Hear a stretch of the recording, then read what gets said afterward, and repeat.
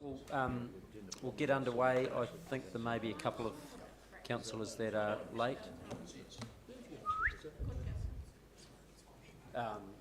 Thanks for coming, councillors that are here.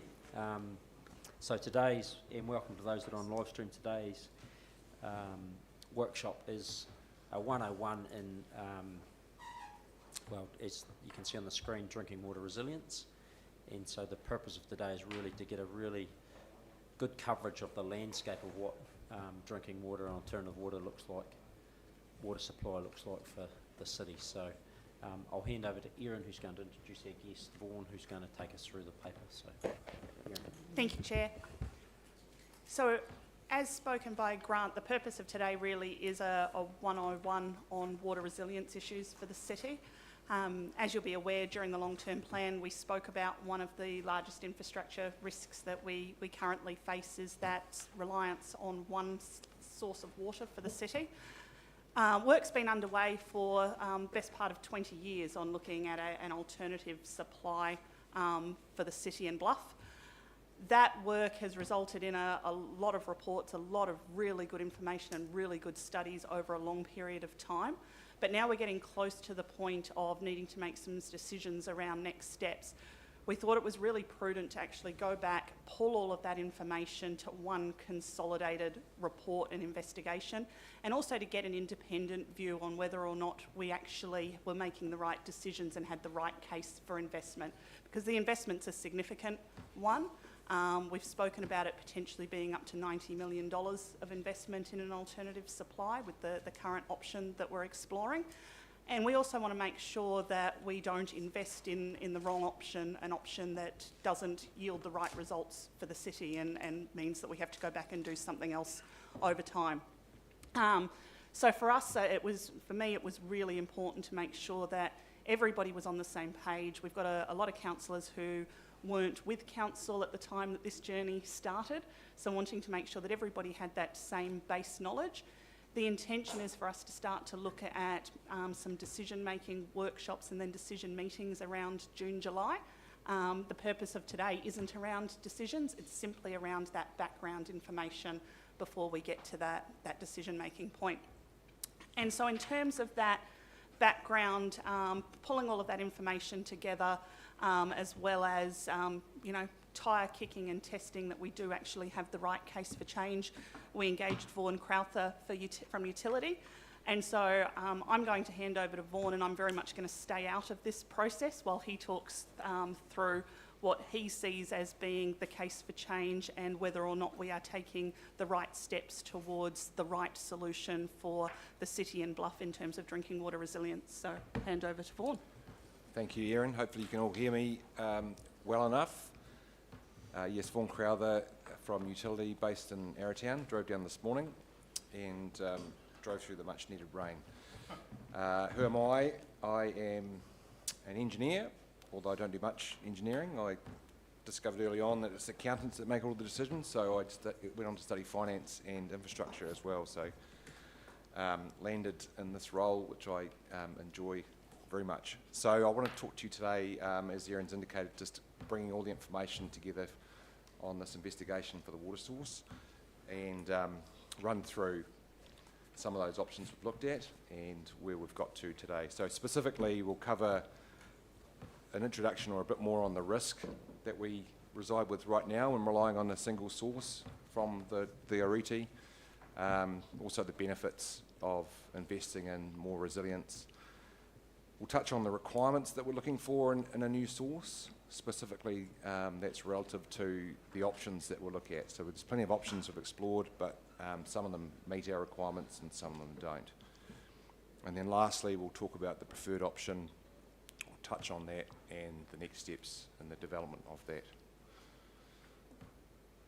So current situation, conscious you're probably all aware of the current situation, but I'll run through it too. Obviously you've got a water supply that serves Invercargill and Bluff and the surrounds, roughly 55,000 residents and associated businesses. We've got, it's not a new problem. We've had a challenge way back in the existing bores, which found quality and capacity issues, which we switched to the Ariti source mid last century. We've got some high infrastructure risks existing right now, and obviously this is the highest in the water supply. In terms of our daily demand sits around 24 to 25,000 cubic metres per day.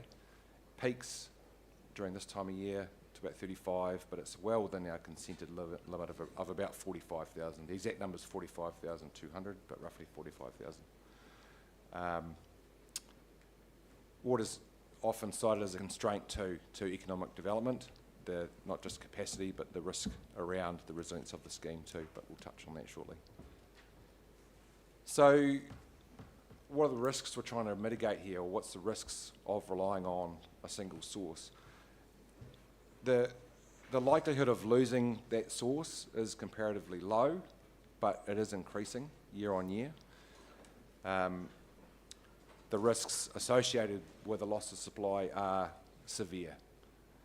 So losing potable water for a city serving 55,000 residents for a prolonged period, and when we say greater than 2 days, it's roughly what backup you've got now, would be near on catastrophic. So it would trigger a regional civil defence situation where your only option is to container water in. Your wastewater system would stop working because you can no longer flush, so you'd also need toilets located, and you'd have no firefighting capacity and essentially an economic shutdown of the city until that's restored. So the risks are probably known. Again, it's a comparatively low likelihood, but the consequences of it would be severe.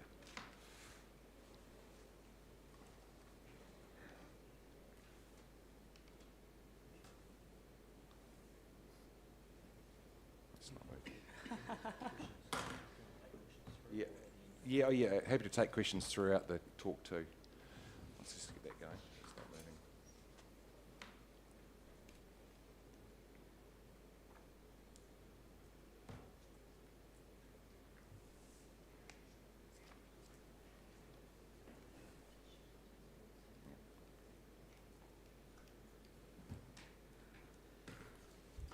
We might as well have a question while we're waiting. Yep. What I think we've seen previously that about the effectiveness of our water supply is about 80%, or we lose about 20% of our water through leakages and bits and pieces. Is that correct? Right. Yeah, it's about 20%. Yep. Yeah, that's daily. Yep. Yep. Yep. Yep.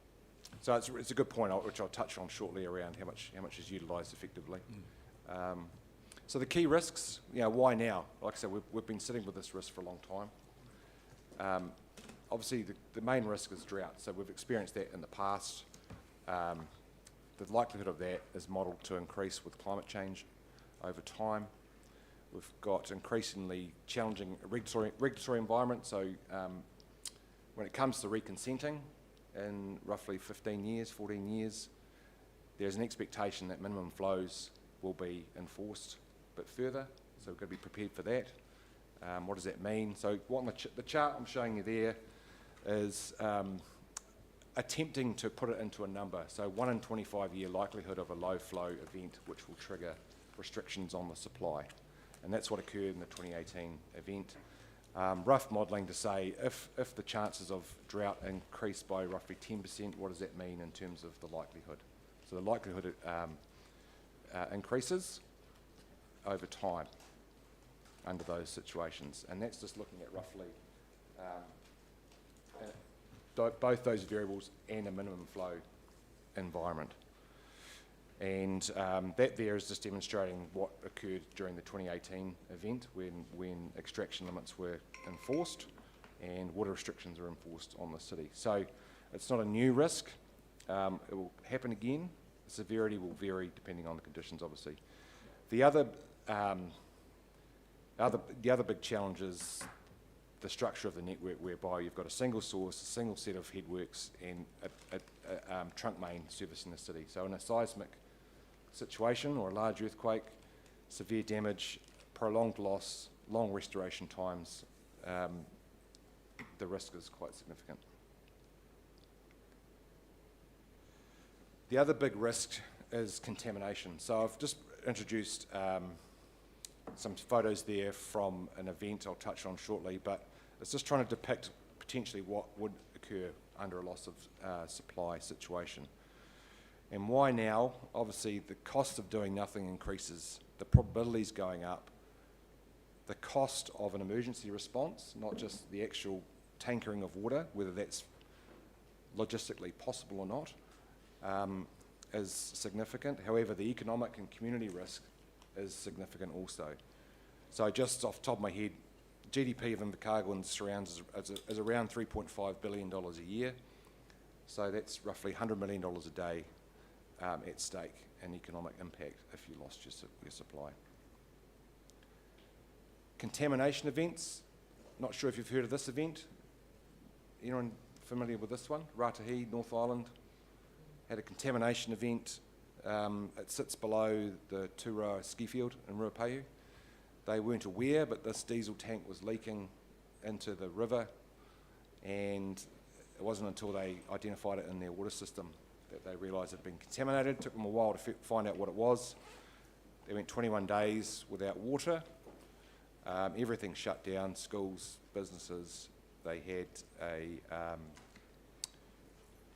a response, as I showed earlier, just tankered water, water containers, toilets, and yeah, it was very significant. In terms of Invercargill's risk, obviously the Ariti catchment's about 50 times larger, so the risk of contamination is there, and the ability to respond in a similar manner, like I said, logistically would be very challenging.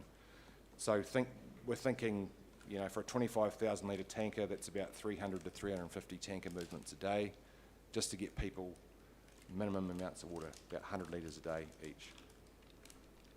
And yeah.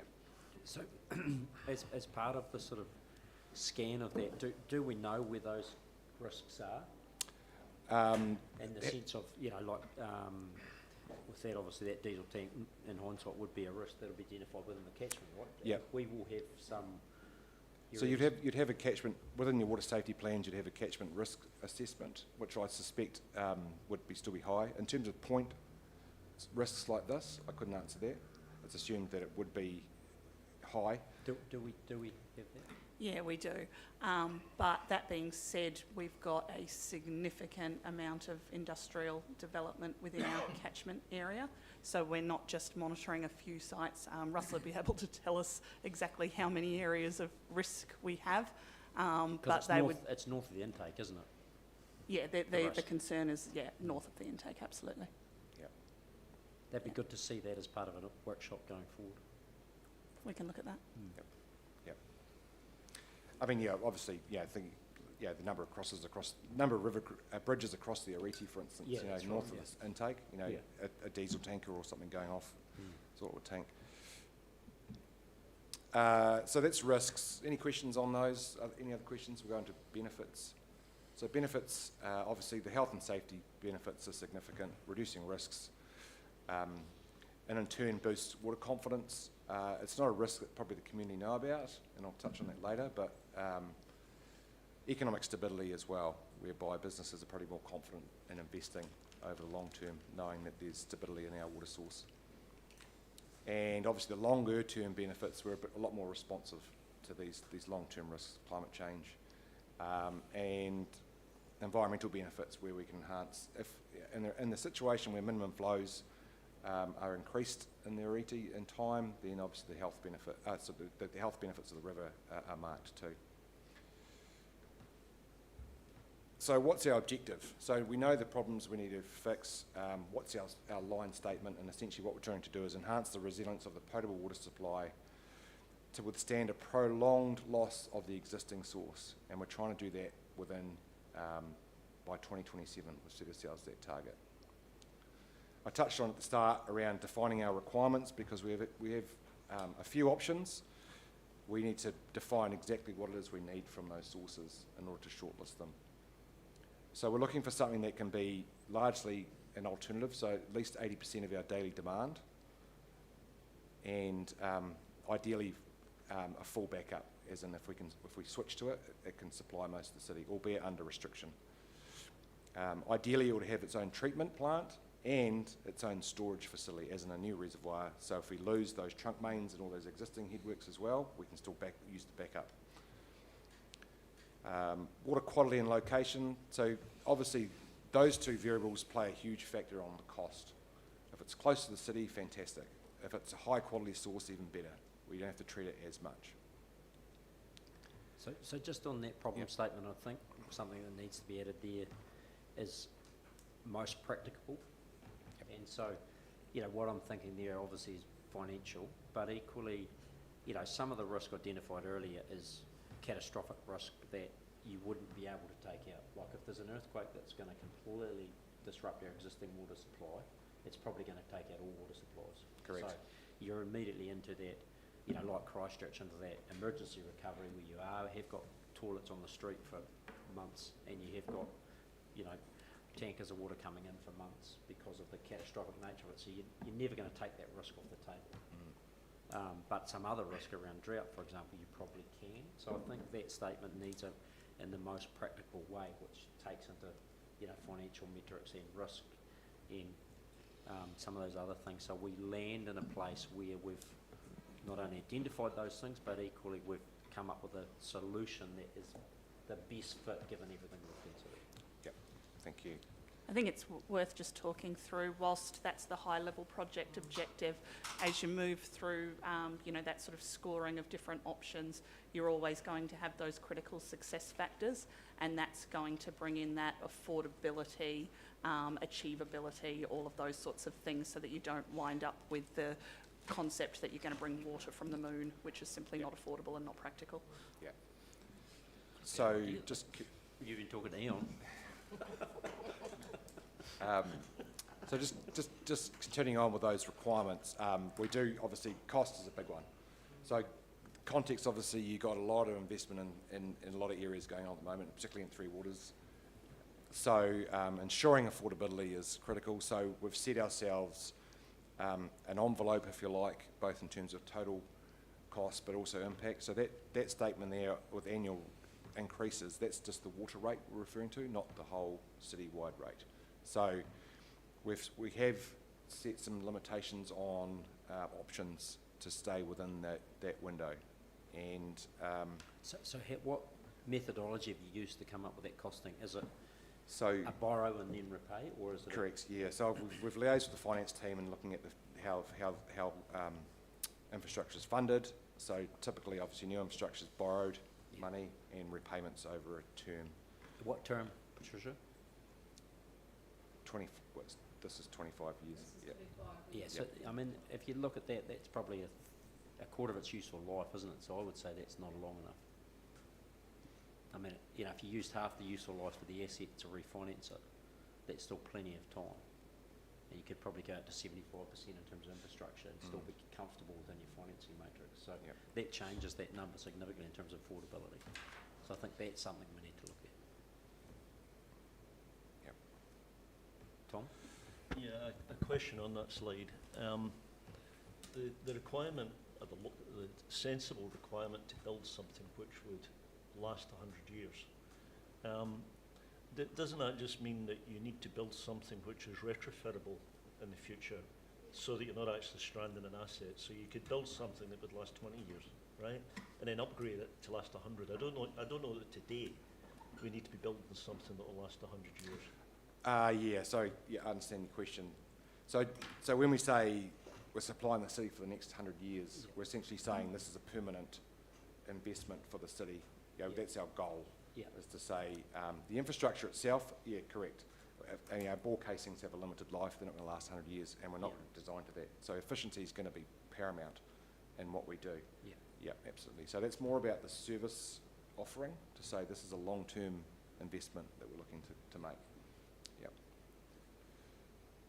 Value for money, obviously, that's important, and water scarcity, that's probably not perceived as an issue here. So demonstrating that we've thought it through and there's good reasoning is really, really important, and that's what we're trying to do with this business case. Any other questions? We'll go into the options otherwise. Keep No? going. Yep. So we looked at a lot of options. We bracketed them all into 4 areas. And the first one was essentially, what can we do with the existing source to improve it? So augmenting it to say, can we influence the flow of the river? Can we build some storage or something like that and maximise its current use? Secondly, let's look for another surface water take or other rivers in the areas or even the alpine lakes. Can we tap those? And let's even look at desalination, taking water from the ocean. Thirdly, we'll look at groundwater sources, potentials. And then lastly was alternatives, and that looked at things like recycling wastewater use, wastewater from the plant, rainwater harvesting, so trying to reduce the reliance on the existing source as much as possible. They were ruled out pretty quick because they didn't actually change the risk profile because you're still relying largely on the Ariti River. Same for the option 2, which I'll come to. A lot of the rivers and takes in the area have similar flow profiles and drought profiles.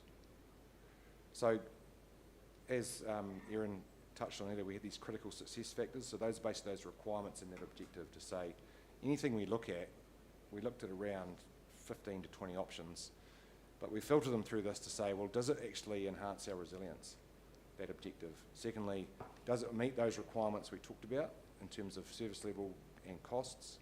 And then lastly, we'll put these into an order of cost benefit and obviously test those whether they're affordable for the community and they're not too difficult to consent or too difficult to build. So we'll just run through each of the options we looked at, not all of them, but the ones that we thought could be viable. So the first one we looked at was actually building some outer river storage. I'll show you a picture shortly, but I'm not sure if you're familiar with those. They're pretty common now. Building some backup, so 7 to 30 days of backup. So if we lose the source, we can rely on that huge store of water to supply the city. That is useful, particularly where you look at the drought profile of the river. The drought typically only lasts maybe a week or between those 30 days. So you could buy yourself some time in that. Contamination or total loss, it doesn't. You're still reliant on that same river. Regulation of the river, so this was an option explored a few years ago, and that's basically building a dam right at the top of the catchment, north of Mossburn, and regulating flows. So storing water up there and then releasing water during the summer period so the flow of the river stays high always, and that provides you, that reduces your drought profile significantly. Again, it doesn't reduce the risk of contamination or anything else. And then lastly, we looked at, can we actually use water better? And the answer is yes, you can, by about 30%. So you get 30% more backup on the 2 days, which say roughly 8 to 10 hours. But again, you're still exposed to the same risk profile. So the one we did look at in a bit of detail was this option here, and we put some pricing around it. Depending on the size, obviously 7 days, 30 days, different price estimates. And as I said, it gives you, when I say quick, as in, it can buy you some time, but it doesn't fix the problem. The reason we incorporated that, because it could have been a lower cost solution to buy time. Whether we can do that in terms of consents, buying land next to the current plant, there's restrictions on that. And then you've got to think about the seismic risk that might create. So if we have an earthquake and we lose that, you've got to think about downstream impacts of a flood that will come down. So that one's an option, but we've kind of ruled it out because it doesn't really adjust our risk profile over the 100 years.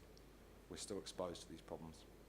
Second options, we're looking at new surface water takes. And as I said, we looked at all of the main rivers, the Aparima, the Waiau, the Mataura, and a lot of the other ones as well, and they all largely have the same flow profile as the Ariti, except for the Mataura, which we'll touch on. We also pulled out some of the old plans for that were looked at, I think it was 1980, or the 80s, I think, when the idea of reticulating water from the lakes in Fiordland. and we recosted those. They had the alignments and everything planned out, so we essentially did their new alignments, so reticulating from Wakatipu, Monowai and Hiroko, and got some rough estimates of those, and it's significant, let alone the complexity of easements, pumping and all that. So, didn't go into too much detail on those. It would provide an effectively an unlimited supply of high quality water, but at a very high cost. The Mataura, so look, again, this is that same graph, but this looks at the Aparima, similar drought profile. Mataura, different. So south of Seaward Downs, there's a lot more water. So that was looked at because it could supply the city with significant amounts of water, more than what we need.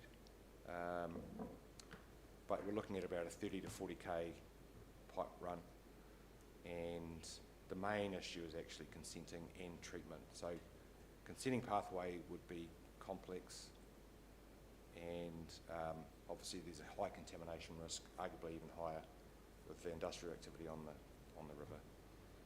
So that's been discounted also. And lastly, the groundwater source, which is the most favourable at this point, conditional testing. Pros are it's a secure source underground, high quality water from early indication. Capacity is being tested at this stage. We do require pumping and a pipe run, although we do have the existing pipe that runs along the state highway down to Bluff, which can be tapped into. So that is looking the most favourable at this point. The costs there are based on what was in the LTP. Obviously, Erin's indicated that we've got a different range on that now, but I'll touch on that. We have an opportunity here to stage the development of this source as well.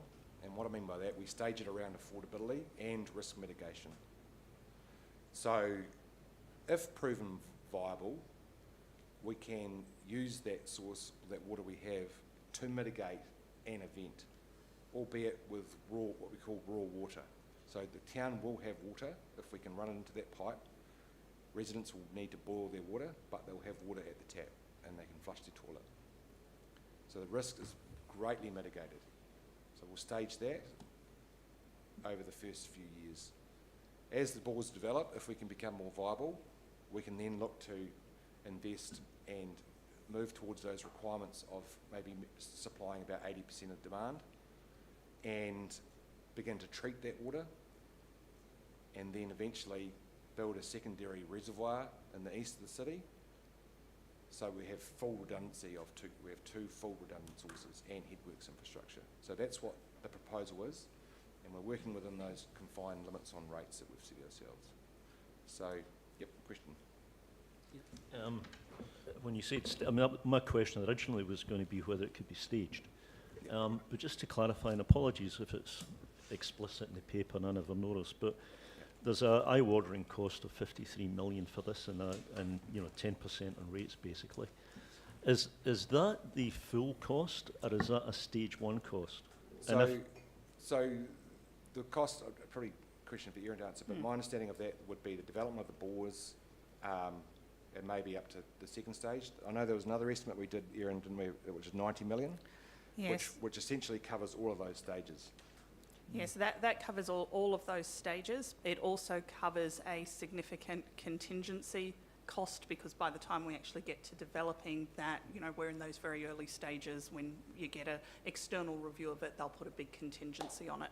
It also covers all of our internal project management costs, etc. as well. So supplementary, because I never quite understood it completely. Initially, what we need to reduce the risk is an emergency water supply, basically. Correct. Eventually might be quite a long time actually, we're going to need more water in our, and particularly down south. But initially, and the project I think started as an emergency water supply. So if we were doing that in the sort of short, medium term, you know, getting the project to this, because I think this is the right option. But if we were doing, you know, a stage one, go it to the stage where, in an event of a drought or something like that, you were able to draw sufficient capacity to satisfy the city's immediate needs, then, you know, how would that cost look compared to the 53 million? I'm assuming it's less.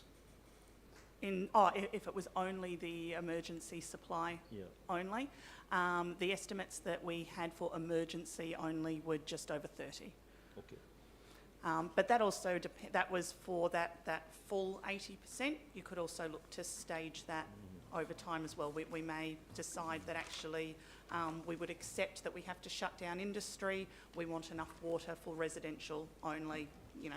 And what we'll do is, as part of us bringing that back, once we actually have that hydrological information about how much water we can actually pull and sustainability of the source, we'll be able to bring a proper staging plan for council to consider.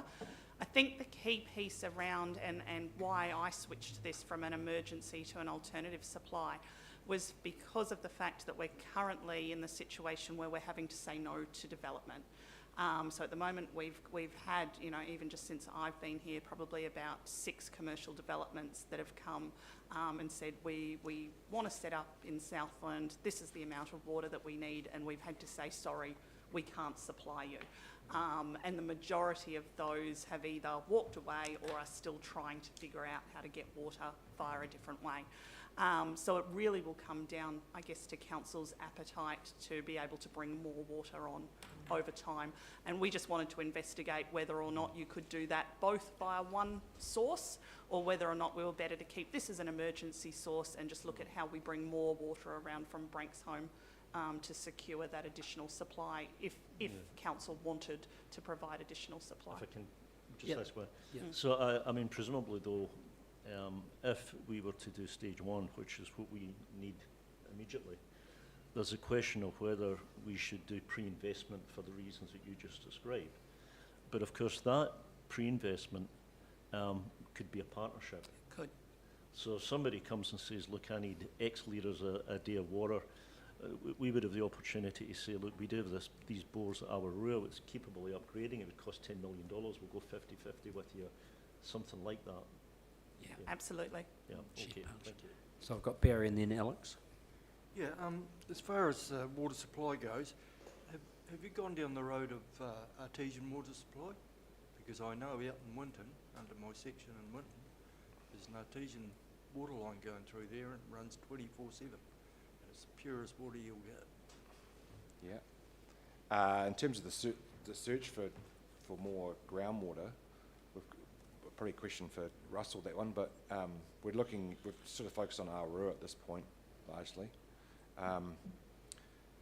Winton, the challenge will be, again, distance, you know, conveyance down to that point. You know, probably better guess than mine, what is it, about 40, 60k? No, it's only about 30. 30? Yeah. Yeah, so that's the challenge as well, is conveyance over that distance and the cost that would require, yeah. I can just confirm there was a lot of investigation done over that period from the 90s through to now of different alternative locations for groundwater sources.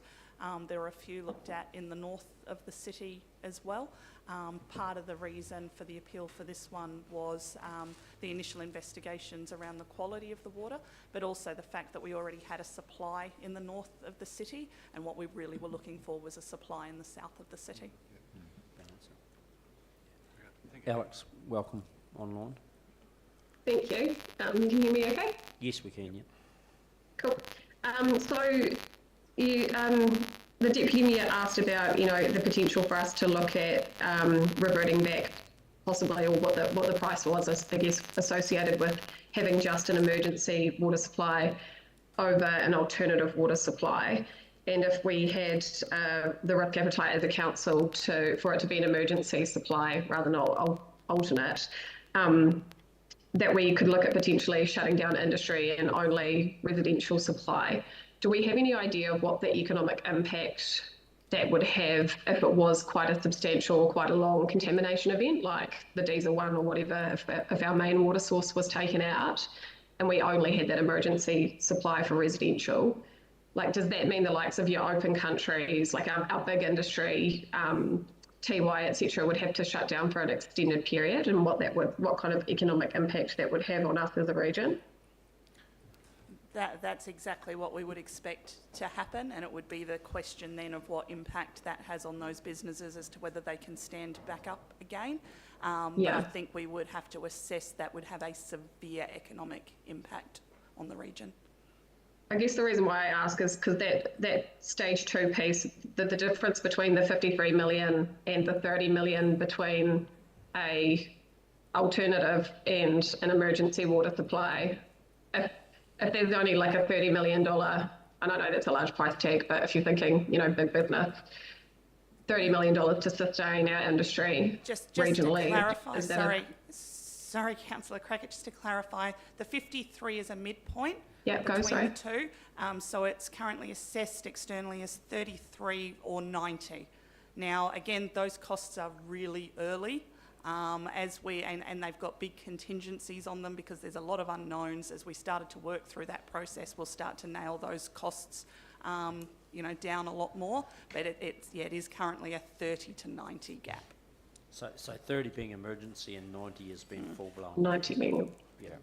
Alternative. If I could just answer that too, from what I'm understanding from your question, Councillor, is obviously there is in terms of benefits here, we go from a resilience benefit immediately, and then as we mitigate that, we're moving into economic. Yeah. So what I can do is, in that feedback, is present these options in that realm too, to say, there is a continuum of investment available for you. Yeah. Yep. The other thing I think that flags to me is we need to probably engage with those businesses, to understand how they'll be impacted, and then how they would also use or tap in the case of emergency. Because, I think just, we don't want to be isolated around that thinking, I don't think. Yep.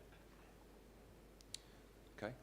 And also the partnership opportunity, like what would that look like? Is that a reality, and then how does that phase for them and us?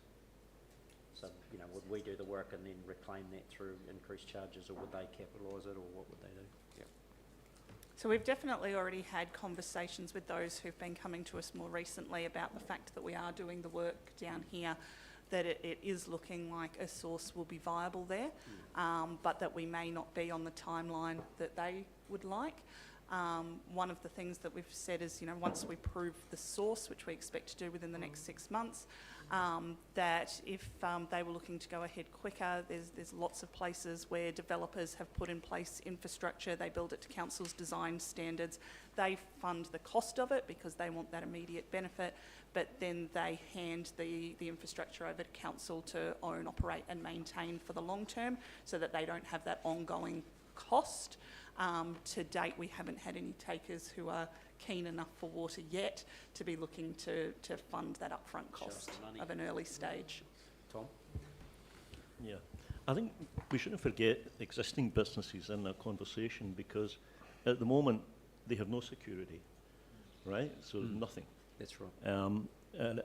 So by enhancing the security, we enhance their ability to operate in the avoidance of interruption. So it might not only be new industry that's prepared to co-invest, it might be existing industry. 100%. Now, TY's got its own bores, right? So let's take TY out of it. Yeah. But, but other industries might well be interested in additional security for them on the basis of additional investment. Yeah. Yeah, and it's certainly existing is the primary one, isn't it? Because they're going to need it. No, good work. Thank you. Right up. So largely that's the most of the conversation. In terms of next steps, so again, we're looking at the viability of the bores at the moment, so going through testing and some modelling. The intent here is to start a consenting strategy. Those dates, probably a month behind, so we're looking actually maybe commencing that in June. And obviously within that, we're going to look to put some more detailed cost estimates together post that point. The viability of the bore, we're looking at, if I'm correct, Alistair, looking at bringing that back around May. Is that the plan? Yeah. to council. So obviously a lot of assumptions at this stage on those bores, but early indications looks it's reasonably promising. I think some of the key things there is that, for starters, we don't want to be investing in infrastructure that, then stops producing the volumes of water that we want 2 or 3 years in. So we definitely want to make sure that we've got confidence, and part of that also plays into that good sense of staging it over time as well. The other piece that we're having to look at the moment is subsidence as well, that when we draw down water, we're seeing some evidence of subsidence above the Chatham Formation. That's proving to get expertise to give us go, no-go is a little bit challenging for us at the moment. We're even having to look at potentially using some expertise out of Aussie and the mining industry for that. So it is one of those where we're absolutely wanting to make sure that we've got the right experts in the room, because if we do get it wrong from a subsidence perspective, I've been given to understand there can be some quite significant impacts of that. We definitely want to make sure that we, A, don't wind up investing in something that doesn't work, and B, investing in something that causes an environmental impact that we can't come back from. So where I know it's not as fast a process as everybody would like, we're very much getting towards the end of it, but I just want to give some confidence that we've thrown everything at it to give us as much confidence as possible when we come back to council for decision. Trish? Thank you. For you, Erin, are we confident that those costs for expert advice, will they be part of the prices you've quoted? So no, what there is separately is for the alternative water supply getting to the point of proving the source and lodging a consent. There is a budget that is already in the annual plan, in the long-term plan, for that. Yep. And then for actually designing and delivering the supply is that additional piece. So those costs are already factored into? Already factored in, yeah. Thank you. And that is also when you receive the infrastructure and projects updates each month, and you see whether or not this piece of work is tracking on time and cost and budget. That's where you're able to monitor that. Thank you. Erin, could you outline the decision process in terms of how those decisions will come to council? Yeah, so again, because it's a complicated one, what we'll do is we will bring a workshop through to council. We will have our external expert in terms of the hydrological monitoring who will come talk us through the findings in terms of water quality, water recharge, subsidence, all of those key pieces, and give us his view of whether or not we should proceed. I expect what we'll hear from him is to proceed on a staged basis, and I think that's something that will also work for council from a budget perspective as well. Once we've obviously had that workshop, then we'll bring it through to council for a decision. What the decision will be at that point in time is the decision to lodge a consent, and the intention is to lodge a consent application by the end of the year. We then have a bit of a break before the money is actually in the long-term plan for us to start to develop the site. But one of the things that I've been really clear about is that I want to get that consent application in and get this project as advanced as we can have it, so that if external funding comes, whether it be, we've also got an application into the Regional Infrastructure Fund, whether or not there's private investment, that we are ready to go at that point in time. Yeah, just one thing I think, and we did it through Local Water Done Well, where, councillors were asked around, to weight what's important in the decision, so affordability and some of those other things, and I think that's something councillors would expect to see at the workshop, is okay, this is how we're going to make the decision, we're going to weight this, the financial affordability piece this much, we're going to take rate the risk mitigant this much, we're going to make, and I think that's very helpful. Just really important for us to see, so we can, approve or be comfortable with how the decision will be made that comes back to us. So. Okay. All good. That's everything? Yeah. Yep. Thank you. Very good. We've Great. got a hair back in the diary. Sure do. Hour and a quarter. Righto, thanks very much, Vaughan. Appreciate your input, and thank you, councillors, for attending. Thanks, Alex, for being online, and thank you for live stream people. We'll see you back at 2 o'clock if you're interested. Councillors, you'll be here, but live stream people have got an option. I just wanted to flag, just so I'm not sure, sorry, governance can hear me. I should be able to